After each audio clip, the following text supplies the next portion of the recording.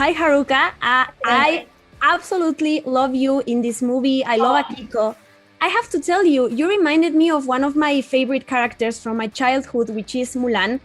This character that's badass, that's powerful, and it's also vulnerable. And that's very important to see. Thank you for that. How did you prepare for this emotional and action part of the movie? I mean, I'm so glad that you mentioned vulnerability because what I love about Akiko is that she's not just a token female warrior who's just like there to be badass and just like get rescued by the boys like halfway through the battle. You know, I think she has her own like, you know, story that isn't necessarily told in this film, but she has a lot of like vulnerability that she's hiding and stuff. So I really appreciate that. And yeah, but again, like she is a very skilled fighter and that's not something you can fake on screen. So I did have to do a lot of like fight training. But we had the most amazing stunt team who are also our sensei. So they trained us 4 hours every day for like 2 months straight before we started filming. And it was very important for all of us to be able to do justice to these characters. So we did train very hard. And I mean, I say it was hard, but it was the best kind of hard because we had so much fun preparing and playing these characters. Can you talk about this new approach to the G.I. Joe universe and like letting go the old movies and concentrate on this new world that I hope we get more movies and you get your origin movie too?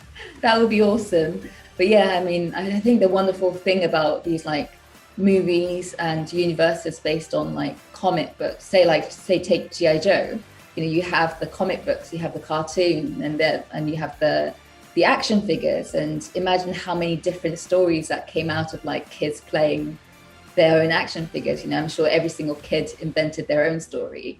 And I think the wonderful thing about these, you know, universes is that there's so many different ways of like telling these stories, and you know, there's room for being creative and being playful.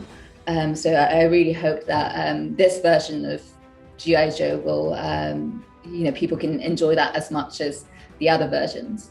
I love the cast that was assembled for this movie, and Ursula and Henry, Iko, you, Andrew also, no, and Samara. Can you tell me about how you bond and the chemistry that you reached in the movie?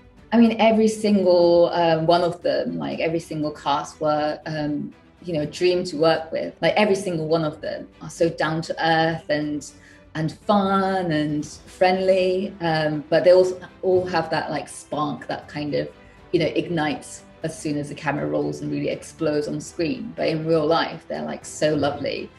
So I think we all like bonded straight away, and we had such a fun time just filming and going to different locations and hanging out. My last question for you is about the place where you shoot, which is Japan, because that for you specifically is very important because it's a part of your life. How did you feel that energy and how did you enjoy being there?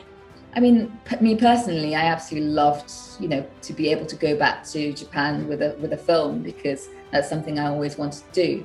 But to be able to film on these practical locations that are so historical, I think meant a lot to us, because we actually got to, you know, stand on these like ancient temple grounds and kind of feel the history in the air and on our skins and stuff, which really, you know, helped us get into these characters and live these characters through the environment. So it was amazing. Yeah, thank you so much for your time. Nice to meet you, Haruka. Thank you so much. Lovely to meet you too. Take care. Bye. Have a great day. You too. Let's go.